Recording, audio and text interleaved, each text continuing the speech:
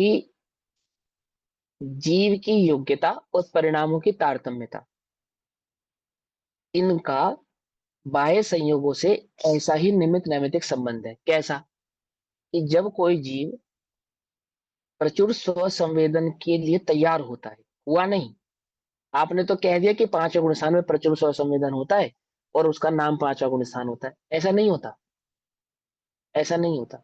चाहे जीव चौथे गुण स्थान में है, चाहे जीव पहले पांचवें गुण स्थान में है, सातवें गुण स्थान में जाने की जो मुख्यता है, उसमें ये नियम नहीं है कि वो चौथे में, पांचवें से ही सातवें में जाएगा अथवा चौथे से नहीं जा सकता।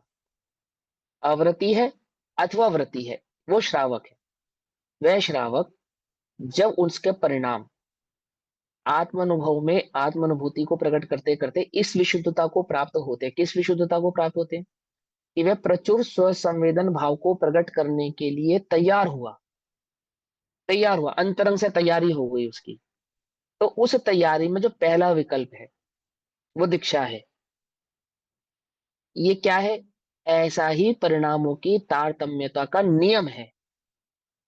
क्या नियम है? पकड़ में ही बात, नहीं पकड़ में ही। नियम क्या है? यदि वो ग्रस्त अवस्था में है तो अवस्था बदलेगा, पहले अवस्था बदलेगा। कौन सी अवस्था बदलेगा? बाह्य अवस्था बदलेगा। और वहां उस अवस्था में श्री गुरु के समक्ष जाकर सबसे पहले वो इन पंचाचार आदि भावों को धारण करता है, यानी कि ग्रस्त अवस्था का त्याग करता है।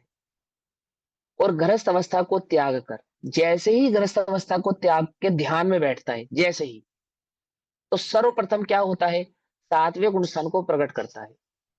क्यों होता है?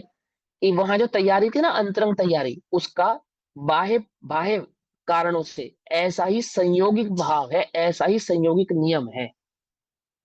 पकड़ में बात। इस क्रम का क्या नहीं होता? उल्लंघन नहीं होता। किस क्रम का उल्लंघन नहीं होता? कि आत्मानुभूति में वस्त्र धारण किए किए, है ना, जीव क्या नहीं होता? पांचवें से सातवें गुण स्थान में वस्त्र धारण किए किए प्रकट नहीं कर सकता उसको। अब कोई प्रश्न पूछ सकता है इसके बीच में कि कोई मुनिराज ध्यान के काल में बैठे हैं और किसी ने उनके ऊपर चादर लपेट दी, तो अब उनको सातवां गुण स्थान होगा या नहीं होगा? समझना। होगा, तब भी होगा, बिल्कुल होगा, अवश्य ही होगा। क्यों होगा? क्योंकि वहां जो स्वबुद्धि पूर्वक त्याग हुआ है ना, वह नियामक कारण है। तो स्वबुद्धि उपसर्ग है। पूर्वक, वो तो चादर उपसर्ग तो है। उस समय उपसर्ग है। हाँ, वो तो उपसर्ग है, वो वस्त्र नहीं है। वस्त्र कब तक है? जब तक स्व विकल्प के द्वारा उसका त्याग नहीं किया गया है, तब तक वह त्याग नहीं है। पकड़ में ही बात है, पकड़ में ही।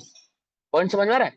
वह जो भाव है, स्व विकल्प है, स्व स्व बुद्धि पूर्वक, स्व विवेक पूर्वक जो त्याग होगा, उस त्याग के पश्चात ही उस जीव को कौन सा गुणस्थान प्रकट होता है?